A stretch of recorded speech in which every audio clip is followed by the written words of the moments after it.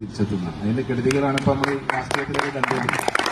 അപ്പൊ ആ ഒരു ലെവലിലേക്ക് നമ്മൾ എന്താവും തിരിച്ചെത്തും. ആ തിരിച്ചെത്തുന്ന സമയത്താണ് നിങ്ങൾ വീണ്ടും കൂടിയിട്ട് വരുന്നത്. അപ്പൊ ഇത് ഒരു വെയിലാണ്, പക്ഷെ അത് നിങ്ങൾ ശ്രദ്ധിക്കണ്ട. ഞാനിപ്പോ ആ വെയിൽ കൊള്ളുന്നുണ്ടല്ലോ. അതുകൊണ്ട് പിന്നെ നമ്മൾ കുറെ നീട്ടിപ്പരത്തി പറയാനില്ല. മനുഷ്യന്മാർക്ക് 4 ഹോർമോൺസ് ഉണ്ട്. അതറിയുന്നവരാരൊക്കെ please raise the hands. Safeer എന്തായാലും ബുക്കുണ്ടാവും, മെഡിക്കലിൽ കുറച്ചൊക്കെ വർക്ക് ചെയ്യുന്നവരാണ്. നമുക്ക് സന്തോഷിക്കാനുള്ള 4 ഹോർമോൺസ് ഏതൊക്കെയാണ്? 4 ഹോർമോൺസേ ഉള്ളൂ നമുക്ക് സന്തോഷിക്കാൻ. ഒന്ന് ഡോപ്പമിനാണ്. ഡോപ്പമിൻ എന്ന് പറഞ്ഞാൽ നമ്മുടെ അച്ചീവ്മെന്റ്, നമ്മളൊരു കാര്യം നേടിയെടുക്കാൻ വേണ്ടിയിട്ട് പുറപ്പെട്ട് അത് നേടിയെടുക്കുന്ന സമയത്തുണ്ടാകുന്ന നമ്മുടെ സന്തോഷം. ഉദാഹരണത്തിന് നമ്മൾ കുടിയിരിക്കലിനന്ന്, അല്ലെങ്കിൽ നമ്മുടെ വിവാഹത്തിൽ നിന്ന്, ഉദാഹരണത്തിന് ഇഷ്ടപ്പെട്ട ഒരു കുട്ടിയെ നമ്മൾ വിവാഹം കഴിക്കാൻ പോകുന്നു, അല്ലെങ്കിൽ നമ്മൾ ബിസിനസ് തുടങ്ങാൻ പോകുന്നു, അല്ലെങ്കിൽ നമ്മളൊരു കോഴ്സ് എന്ത് ചെയ്യുന്നു ഫിനിഷ് ആക്കുന്നു, അല്ലെങ്കിൽ നമ്മൾ വലിയൊരു പൊസിഷനിൽ എത്തുന്നു.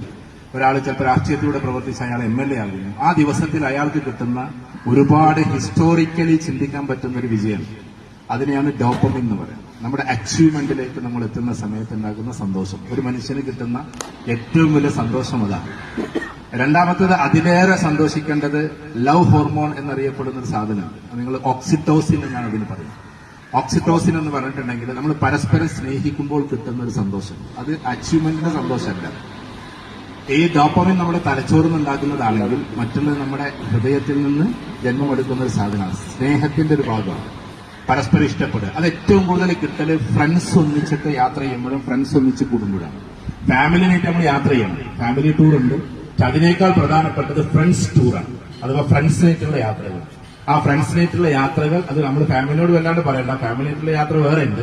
എന്നാലും ഫ്രണ്ട്സ് ഇല്ലാതെ ചില ഫാമിലിയൊക്കെ ഫ്രണ്ട്സിനോട് പോകാൻ സമ്മതിക്കൂല. നിങ്ങളൊരു കൂട്ടുകാരേ ഉള്ളൂ, നിങ്ങൾക്ക് കൂട്ടുകാരൊപ്പം നിങ്ങൾ പോവുള്ളൂ എന്നൊക്കെ പറയും. അവരെ നമ്മൾ മെയിൻറ്റെയിൻ ചെയ്യണം. നമുക്ക് ഓക്സിറ്റോസിൻ കൂടുതൽ കിട്ടണമെങ്കിൽ, ഓക്സിറ്റോസിനാണ് പരമാനന്ദ